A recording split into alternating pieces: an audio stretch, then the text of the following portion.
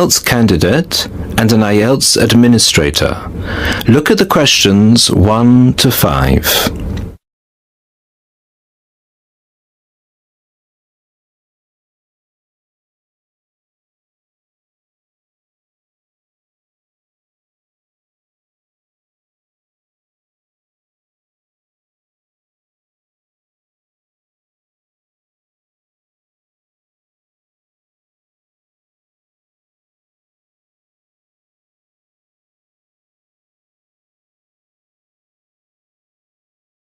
Listen to the first part of the conversation and answer questions 1 to 5.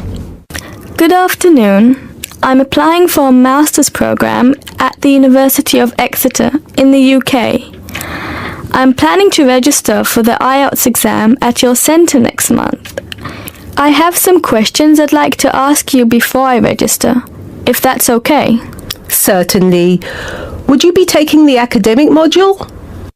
I think so, but I'll have to contact the university just to make sure. You'll probably need the academic because most universities don't accept the general training. And anyway, the procedures to register for the exam are the same for both the general and the academic modules. Good. My first question is whether I sit all parts of the exam on the same day. I don't live here, you see, and for me it would be more convenient to do all the papers on the same day. Unfortunately, the speaking part is scheduled for Thursdays, and reading, writing and listening tests take place on Saturdays. We can't change the days, I'm afraid. That's a pity. Well, never mind. What sort of documents do I need to bring in order to register? You'll have to fill in the IELTS application form and bring an ID, a copy of your ID, and 2 passport-size photos on a white background. Will any ID do? We only accept original passports and national IDs. That's good to know. Did you say that reading, writing and listening are scheduled for Saturday? That's right. Will I get a break in between the papers? I'm afraid there aren't any breaks between the papers. Each paper takes an hour to complete, so it's 3 hours straight through. You'll first do listening and then reading, followed by the writing test. This is a standard requirement from Cambridge. Now look at the questions 6 to 10.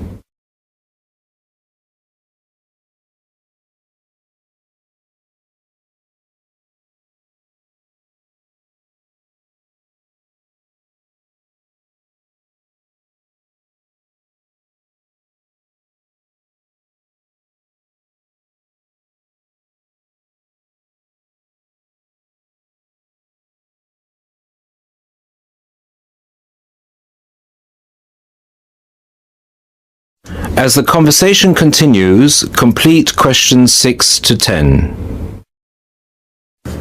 Okay, and how soon after the test can I pick up my results?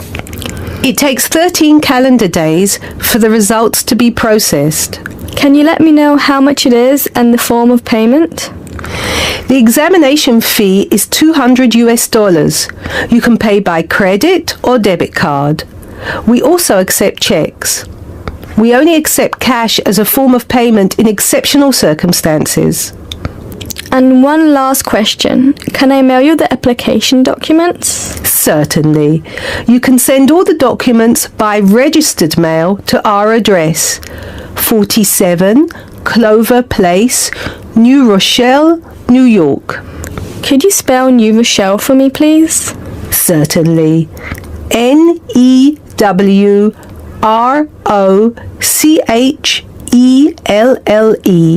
Could I have the zip code as well? Sure. Our zip code is 10806. Thanks. You can also email us at inquiry@examsmail.com or phone us at 325-9082. I think that's all. Thank you very much for all the information. Bye. You're welcome. Goodbye. That is end of section 1. You now have half a minute to check your answers.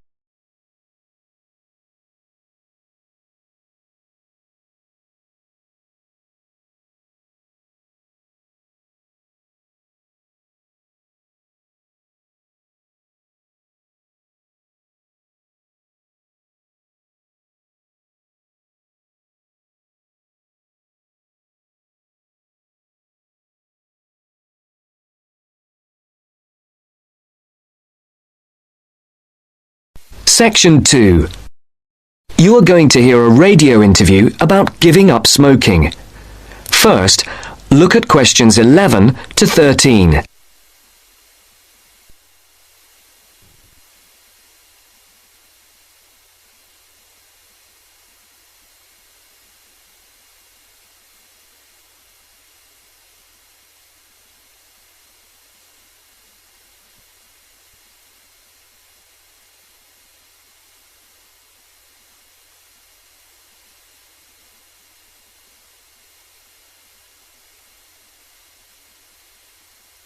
As you listen to the first part of the interview, answer questions 11 to 13. For these questions, there are 4 alternatives: A, B, C, and D. Decide which alternative is the most suitable answer and circle the correct letter. And now, let's hear what Mr. Gold has to say about kicking the habit of smoking. It was connected with wanting to change your life and your desire to become an actor. Is that right, Mr. Gold? Yes. So, can you tell our listeners a bit more about how you managed to give up? Well, I enrolled on a variety of evening courses where I found I wasn't able to do the warm-up sessions. Bending down to touch my toes made me breathless. Even though I hated to admit it, the problem wasn't so much my sitting around all the time, but my 15 to 20 a day smoking habit. If I'd been able to limit myself to 3 or 4 cigarettes a day, there'd have been no problem, but I was seriously addicted. And I'm talking about waking up at 3 a.m. dying for a cigarette, or, in the days before 24-hour shopping, driving across London at night to buy a packet of cigarettes when I ran out. But above all, my addiction meant making sure I never ran out, at the expense of everything else, including necessities. So, what did you do? The thought of all my past attempts to give up just wouldn't go away. This was something that had constantly been on my mind, especially first thing in the morning with the chest pains, coughing fits and headaches, not to mention the frequent colds and throat infections. But I couldn't imagine life without smoking. I also enjoyed my life, but the thing I longed for most was to escape the trap of a job I was bored with. I knew what I wanted, and I understood something else too. This time, I was going to keep my little plan a secret. Now look at questions 14 to 20.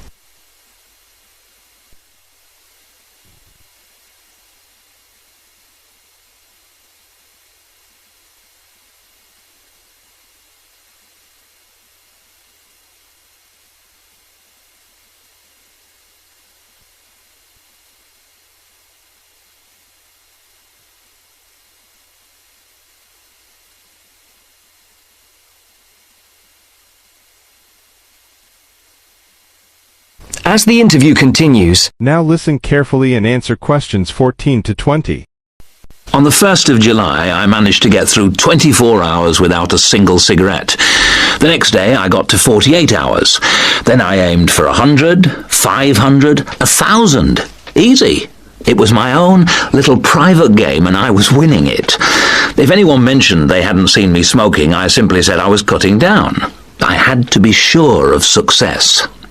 Eventually, a month passed, and I felt safe enough to come out. I'd lost count of the number of hours I'd gone without a cigarette. All I suffered was a couple of bad headaches, and then I was set for my most healthy year ever. Not one single cold for over 12 months. I now realise that the secret of my success was to look upon this as an exciting adventure, a way of helping me to become an actor. And because nobody knew what I was up to, I never once feared the accusation of having no willpower if I failed. With the right attitude, the whole thing turned out to be a lot easier than expected. I finally did get into much better physical shape, go to drama school, and become a professional actor. Very interesting indeed. I'm sure we all wish we had Mr. Gould's determination. Well, thank you very much, Mr. Gould.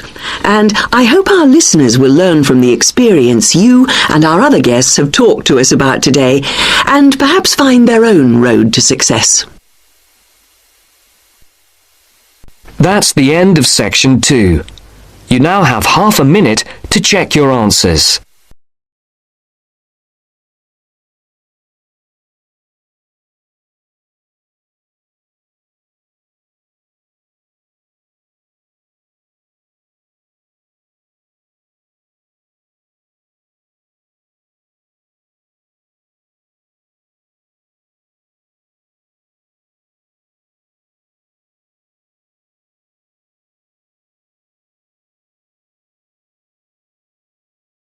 Section 3. You are going to listen to a radio program on sleep deprivation. Now look at the questions 21 to 25.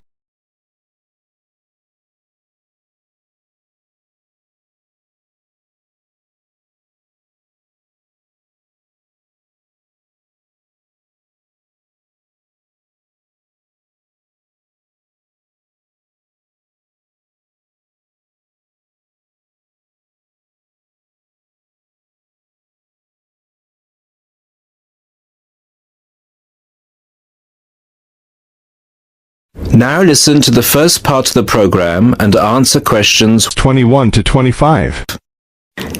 With us in the studio today are Dr. Peter Collins, a senior lecturer in the Department of Psychology at the University of Chicago, and Helen Gardner, the author of the book Deep Sleep. They've come to our studio to discuss the effects of sleep deprivation and also give some tips to the sleep deprived on how to deal with the problem. Welcome to the studio, Helen and Peter. Now, Peter, what are the reasons for sleep deprivation and how can it affect our lives? Well, the research into sleep deprivation started in the late 50s and has been going on ever since. Many researchers link sleep deprivation with electricity, television and computers, which have enabled humans to work 24/7. Before electricity was invented, people's body clocks were synchronized with the sun's schedule, and the average time they spent sleeping was 8 to 9 hours a night. By 1975, that average was down to 7 hours, and today 1/3 of us sleep less than 6 hours a day. This leads to a condition called chronic sleep deprivation, which basically means going for extended periods of time with less sleep than your body needs. Chronic sleep deprivation can cause a variety of physical and psychological problems. At its most basic level, loss of sleep can make us more irritable and less efficient, and can affect long-term memory and concentration, which can result in more accidents. According to the latest research into sleep deprivation is the main reason for 3% of plane crashes, 10% of domestic accidents, 20% of accidents at work, and 45% of all traffic accidents. Research into the physical effects of chronic sleep deprivation suggests more serious and significant long-term complications. Research from my university, the University of Chicago, has shown that sleep deprivation interferes with how the human body regulates insulin and sugar metabolism, which can increase the risk of diabetes. People who are sleep deprived have weakened immune systems and are more prone to viruses and other kinds of infections. People who don't get enough sleep have cognitive problems or difficulties processing and assimilating new information. Lack of sleep affects long-term memory and slows down such abilities as judgment and reaction times. Some researchers link sleep deprivation with obesity, indicating that sleep disorders and eating disorders are often linked. Now look at the questions 26 to 30.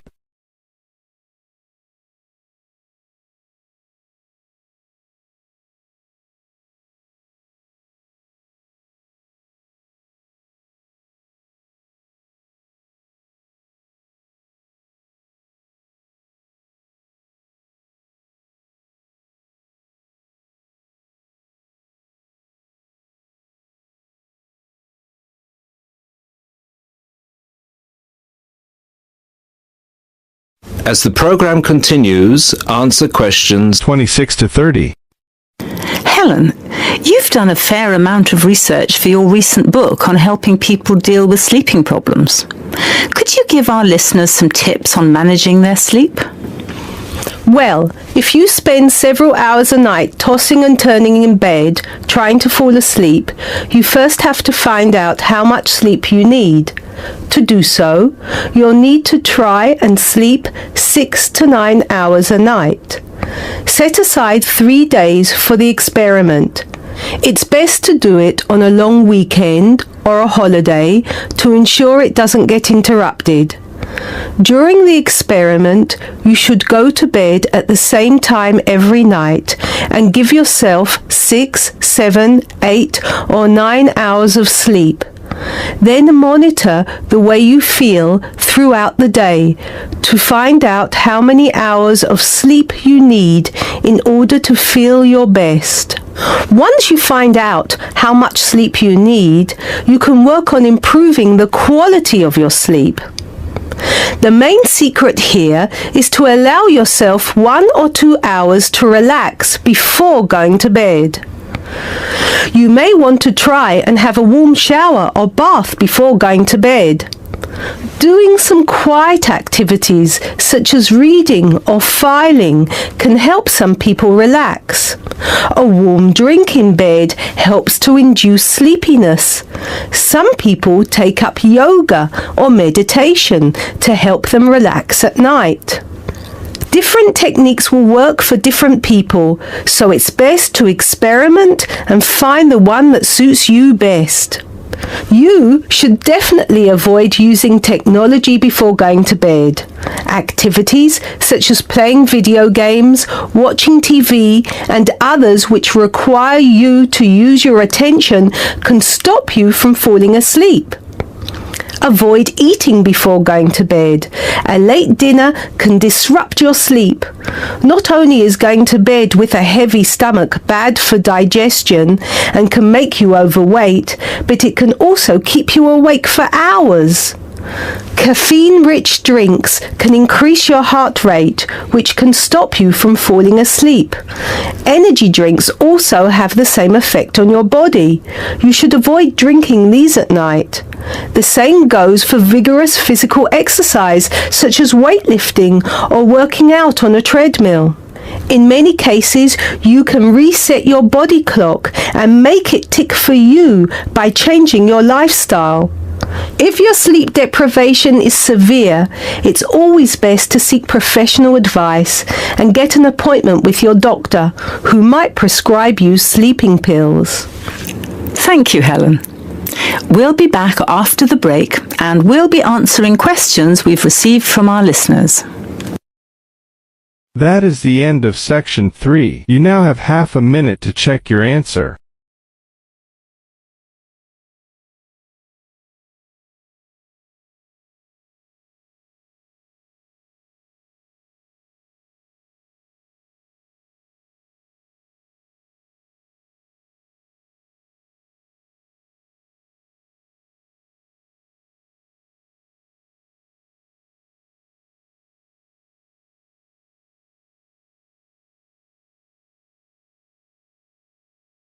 Now turn to section 4.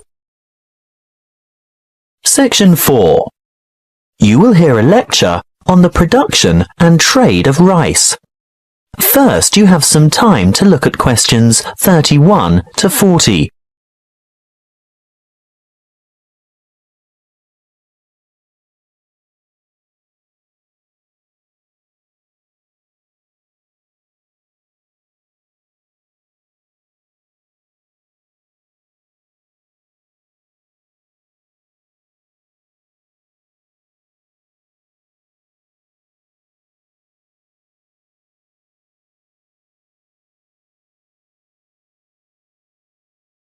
Listen carefully and answer questions 31 to 40.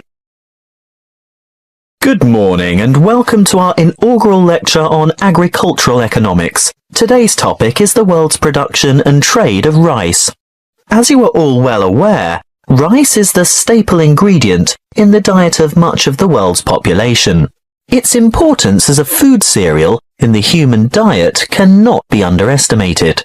In fact, it's a close second to wheat. About 560 million metric tons of rice is grown each year, compared with about 600 million metric tons of wheat.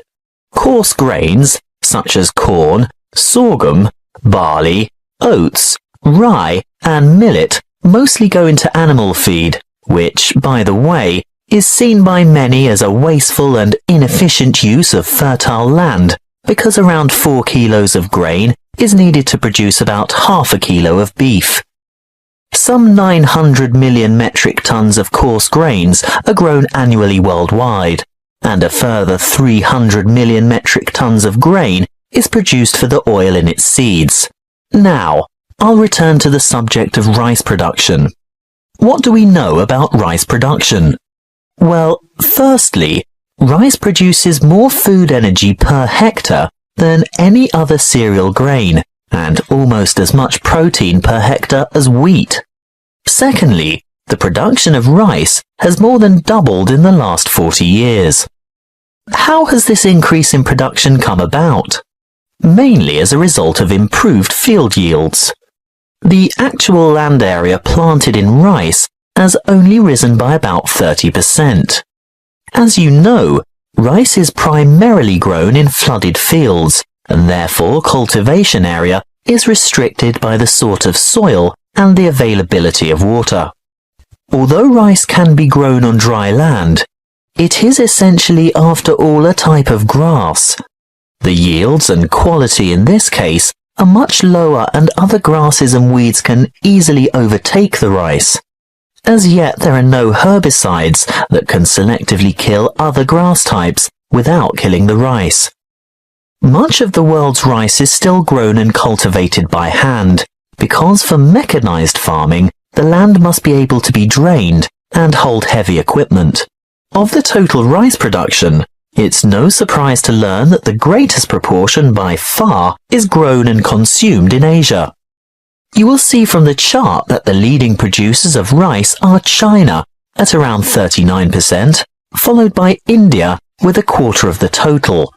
Indonesia produces almost 1/10, and other countries like Bangladesh, Vietnam, Thailand, Japan and Brazil grow another 25, almost 26% of the total. As I said before, most rice is consumed in the countries where it is grown. That means that very little rice is actually traded, and for this reason, the market price is very volatile. That is the end of section 4. You now have half a minute to check your answers.